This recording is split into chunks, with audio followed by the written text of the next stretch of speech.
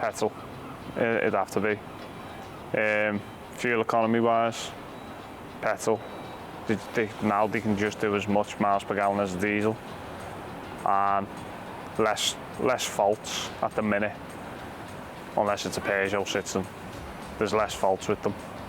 I mean, I had a Land Rover, and that was a diesel, an Ingenium engine. It was the worst. I think it's the worst engine I've ever seen in my life, which it's out there, everyone knows about them. And the DPF went on it, and it was going to cost me £1,500 to £1,800 to replace it, and just expensive for a piece of exhaust.